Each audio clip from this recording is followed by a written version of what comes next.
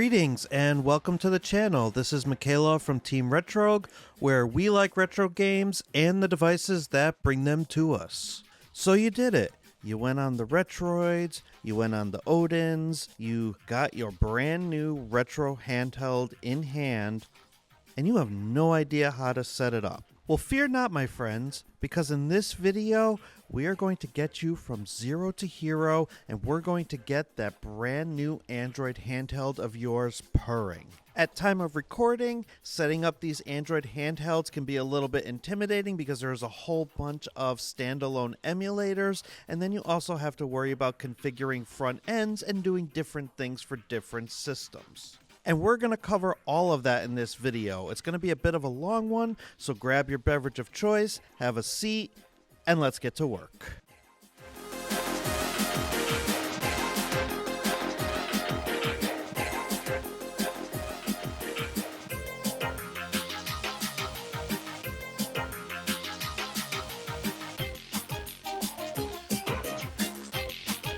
So in addition to this video, I also have a written guide that I made on the Retro Handheld's website. So I'll leave a link to that guide in the video description that is meant to supplement this video. And between the written guide and this video here, you should have a fairly easy time navigating your Android handheld. And shout out to the Retro Handhelds community, as well as specifically Regs, for helping me to publish and write this article. There's a very talented team of writers over there at Retro Handhelds, and I've also done additional content for the website, so definitely head on over there and check them out. So let's get into the initial setup. Now, I set this up on a Retroid Pocket 4 Pro. This guide will work on most Android handhelds that run Android 11 or greater. The focus is kind of the handhelds within the last couple of months, like the Odin 2, the Pocket Air, and of course this handheld here, the Retroid Pocket 4 Pro. And upon initial boot, most of these handhelds will walk you through some kind of setup process where you'll have to connect to your network, set your time zone settings, and some handhelds may give you the option to enable Google Play services. Now, you will need a Gmail account in order to enable Google Play services, and that will expect you to sign into that Google account. So leave it checked if you plan on using the Play Store.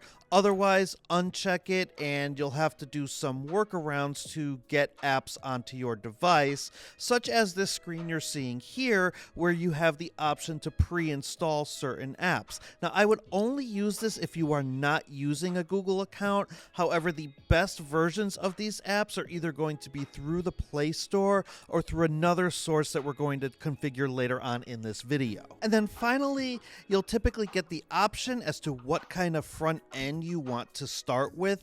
In every situation, I would choose the AOSP launcher because we're going to end up changing that front end very shortly.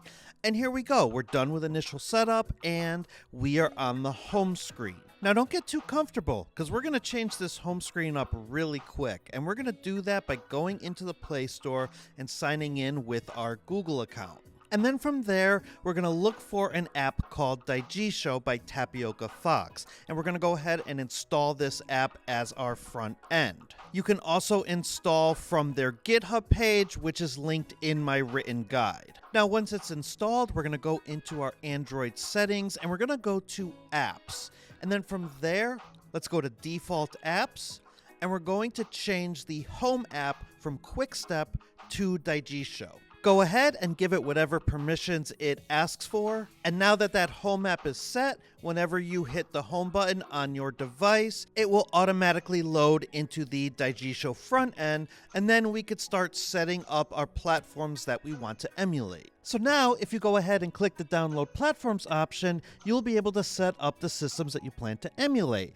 They will populate the front end, and then your artwork is actually going to automatically be downloaded. And while the default artwork looks nice, we're going to go ahead and make it look just a little bit better, and we're going to also tweak a couple of other settings. So let's go ahead and go into the Daijisho settings. And in the navigation section, you could change the tabs hotkeys and the platform hotkeys. So I actually suggest setting the platforms to L1 and R1 and the tabs to L2 and R2. Now, those tabs hotkeys might not work depending on the handheld that you are using, but we're going to make an adjustment a little later on to account for that. Now let's go ahead and go into the Appearance tab, and you notice there's a section called Download Platform Wallpapers Pack, so we can actually use that to download artwork packs for the system pages.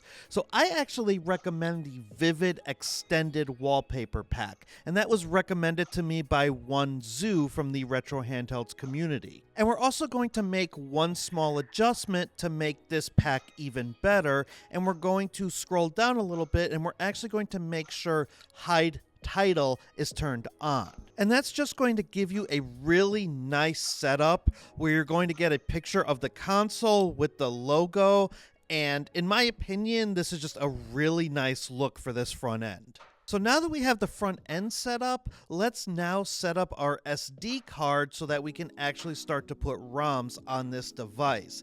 And your best bet to setting up your micro SD card is going to be having another computer handy, as well as a USB SD card reader so you can move your files directly to the SD card. You're going to want to use the exFAT format for best compatibility. And what you want to do is you want to make 3 folders on the SD card: ROMs, BIOS, and updates. Now your ROM files should have subfolders for each system in order to keep things organized. Your BIOS files go in the BIOS subfolder, and if you plan on emulating Nintendo Switch through Yuzu, DLC and update NSP files should go in that updates folder. Once you have your ROMs, BIOS files, and updates all set, go ahead and place the SD card into your device. You will be given a notification saying tap to set up. Go ahead and click that notification and choose to use the drive for portable storage. This will give you the best option if you want to change or add ROMs to the SD card in the future, and then you will be able to eject the SD card without complicating the handheld. Now head back home to Daijisho and go into one of the platforms. So in this example, I'm going to use Dreamcast. Go ahead and click Paths and direct the front end to where your ROMs for that system are located on your SD card. Then click Sync to add your ROMs to the front end. Daijisho will automatically add those shortcuts to the ROMs and scrape box art. Now you will need to manually add paths for each system that you want to emulate, and this can get a bit tedious if you have a lot of systems. Now we're going to download some third-party apps that we can't get through the Play Store, and we're going to use a program called Obtainium in order to do that. Now what this app does is it automatically pulls app releases right from GitHub, and then it also updates them as necessary. I linked to their GitHub page in my written guide, and you're going to want to go ahead and download the APK, and you're also going to need to give Chrome permission in order to install apps from that source. And once Obtainium is installed, we're actually going to run a JSON script in order to access the apps that we are going to use with this program. And again, that JSON file is linked in my written guide. When you get there, right-click the raw file and then download the link. And then we could go into Obtainium and we can import this script by clicking import/export and then Obtainium import. Navigate to your downloads folder and simply import the JSON. You may have to give permission to install unknown apps from Obtainium, similarly to what we had to do with Chrome earlier. And then you can navigate to each app and install it. And this is going to install nightly versions of multiple emulators, including RetroArch, which is going to be our primary emulator for games. But we also downloaded an app called Odin Tools, and this is going to do a few things for you. It will provide shortcuts in your quick settings menu to change your face button setup, and it will also allow you to set your L2 and R2 buttons to analog, trigger, or both. Go ahead and set this to both in order to use your L2 and R2 buttons properly when navigating Daijisho. Now, Obtainium covered some of our needs, but we will need the Play Store for additional standalone emulators. So on the screen, are additional apps that I recommend that you download from the Play Store. And if you don't have access to the Play Store, you could do one of two things. You can sideload these apps if you know how to do it, or you can use the equivalent RetroArch cores to get a similar effect but with less performance. Now it's time to start setting up our emulators, and the first one that we are going to configure is the one that is going to take the longest, which is RetroArch. Now when it boots up for the first time, you're going to see this menu on the screen here, and this is not a menu that I really like for Android devices. It just seems very clunky. So let's tap the gear on the right to go into Settings, and then navigate to Drivers, Menu, and we're going to choose the Ozone option. Once you've done that, hit the Home button on the right, navigate to Configuration File, Save Current Configuration, and exit RetroArch. Now, when you go back into RetroArch, you're going to see this menu, which in my opinion is a lot more user-friendly, and now we could start to make some changes. In the main menu, go to Online Updater, then Core Downloader, and then go through this list and download any of the cores that you actually want to use. Each core represents a different retro console that RetroArch is going to emulate. And when you're done downloading cores, you can go back to the Online Updater and update the assets, controller profiles, databases, and GLSL shaders. And those are all on the same menu, and you could download them 4 at a time. Now, if you're running a higher powered device like a Dimensity or a Snapdragon device, we can go into Video and then Video Filter and apply a filter called Normal 4X. This is actually going to inflate the image and then push it back down so that we have a nice crisp image. Now, a lot of these handhelds have the A button on the right and the B button on the bottom. So if you have a handheld like this, let's go into Input, Menu Controls, and set Menu, Swap OK, and Cancel buttons to off. Now let's go to Settings, Directory, System/BIOS, and we're going to actually set that to the BIOS folder that we set up earlier on our SD card. Just make sure you click Use this directory to confirm the change. Back under Settings, Input, go into Hotkeys, and this is where we're going to set up a hotkey enable button, which I like to set to L3. And then from there, go down the list and set up your hotkeys according to the recommended setup that I have on the screen now. You can also find this published in my written guide. Now, when you hold L3 and click one of those other buttons, it will perform that assigned RetroArch shortcut so you can fast forward, save states, load states without having to go back into the menu. Now that we're done configuring RetroArch, go ahead and go into the main menu, Configuration File, and Save Current Configuration. And so that's your basic RetroArch setup, and you can't stop there if you want to.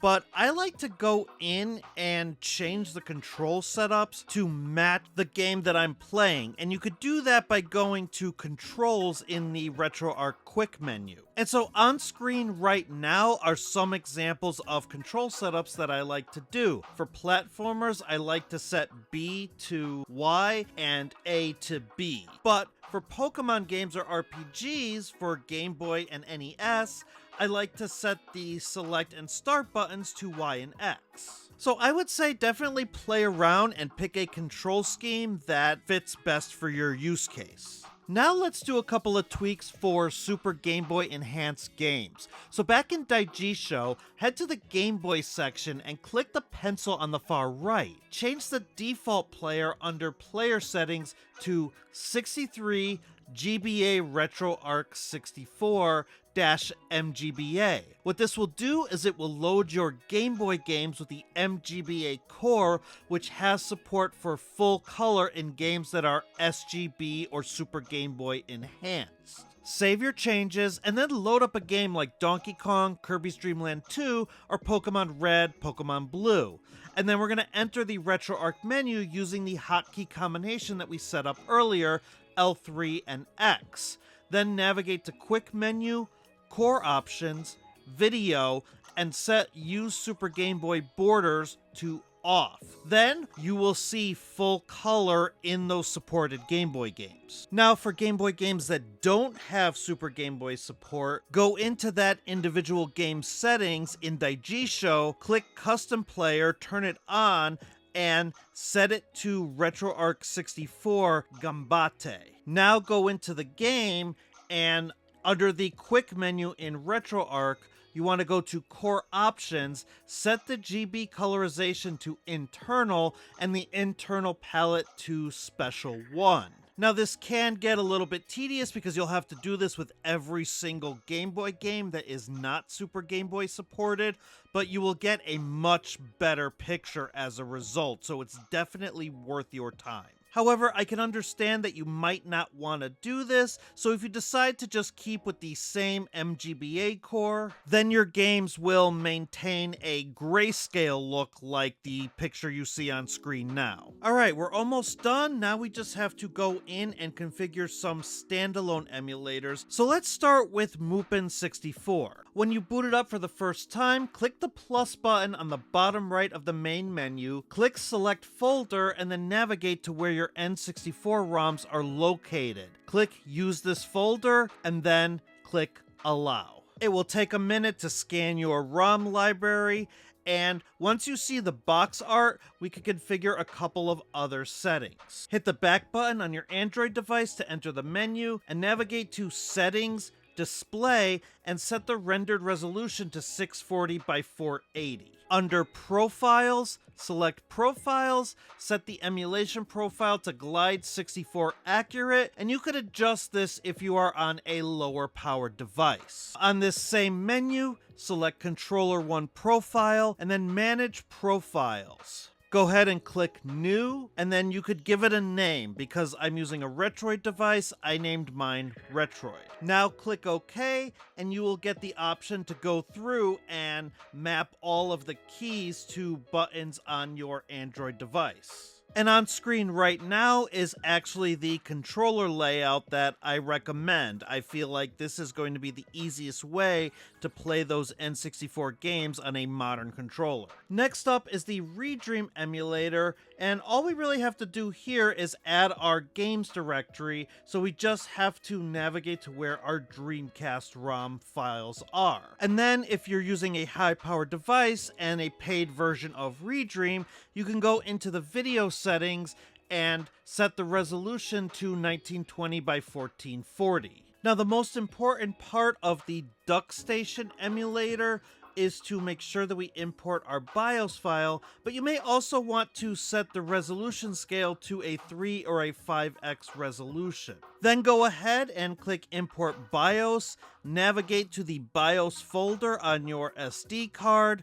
and use the proper PlayStation BIOS for your region. Then navigate to your ROMs folder, and you should be pretty good to go for DuckStation after that. PPSSPP is going to ask you to create a PSP folder, and you cannot set this to the SD card. Now, this is only to emulate a memory stick, so what I did was I actually just chose my Documents folder in the root of my Android device. And if your device is powerful enough, you can go as high as 4x PSP, which is a 1080p resolution. And you'll find on these higher powered devices, such as the Odin 2 or the Retroid Pocket 4 Pro, that a 1080p resolution for PSP games really does look gorgeous. For Drastic, when you first boot it up, head into the Change Options setting, and then go to External Controller. Under Select Key Mapping,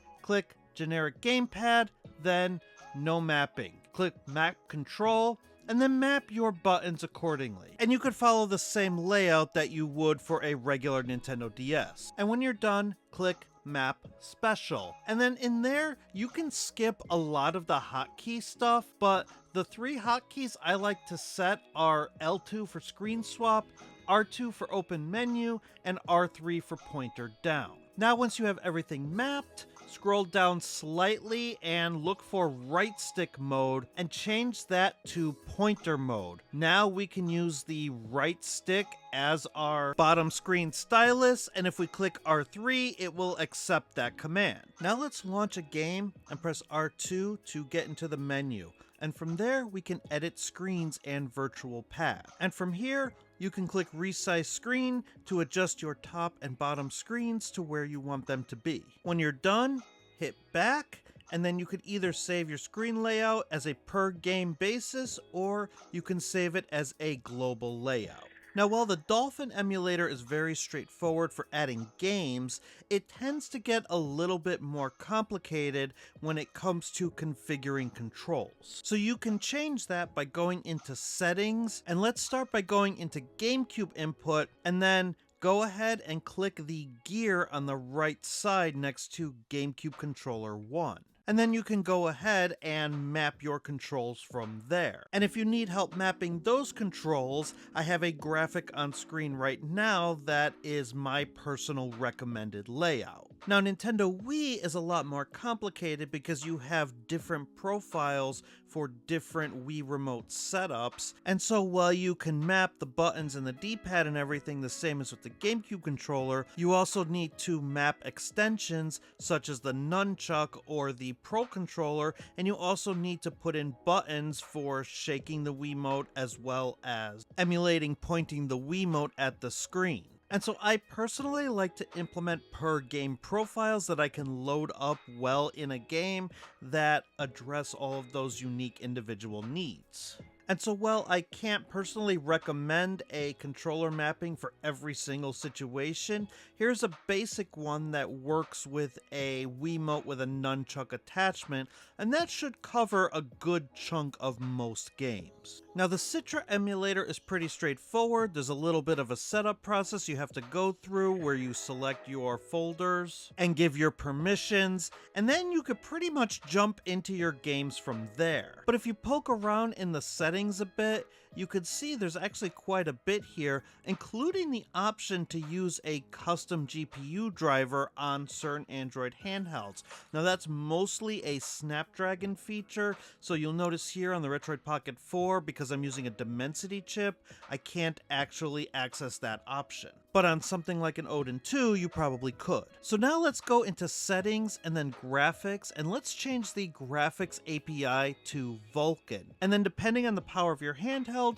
you may want to change the internal resolution to something like a 2x, 3x, or 4x resolution, depending on how powerful your device is. And then under Gamepad, you can actually map your buttons to the buttons on your device. You'll probably follow the exact same convention that your device has. So A is A, B is B, and so forth. The only thing I recommend doing is mapping Psycho landscape layouts to R3 so you can actually switch back and forth between the screens on the fly, which is handy because sometimes you might need the bottom screen to be a little bit bigger, sometimes you may only need the top screen, and sometimes you may need the bottom screen, but you want it tucked away in the corner. And so finally we get to Yuzu for Nintendo Switch emulation. And setup for Yuzu is very similar, however, you are going to need a prod.keys file, and you are going to need a Switch firmware, neither of which I can show you how to get. You have to go to the Google Lords for that one. But once you have the prod keys file on your device, simply navigate to it, and then also navigate to your games folder where you keep your ROMs. And then if you go into settings and manage Yuzu data, there's a couple different things that we can do here.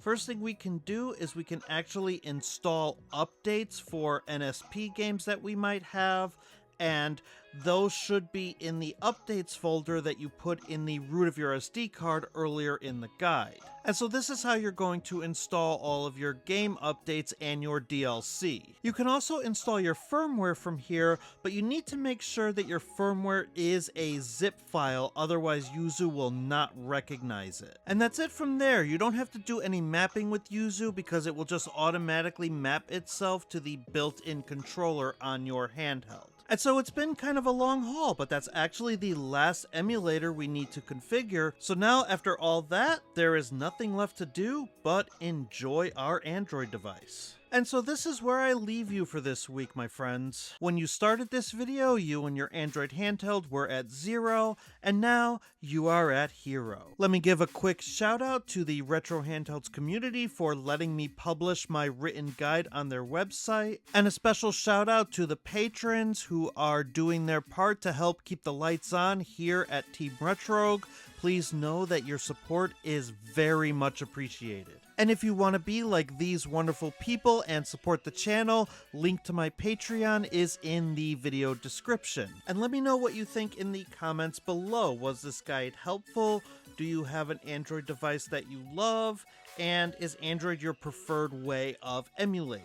And feel free to continue the conversation in the Retro Handhelds and the Steam Machine Discords. They're where you can find me in between videos, and I have separate channels in each of those communities. Links are in the description.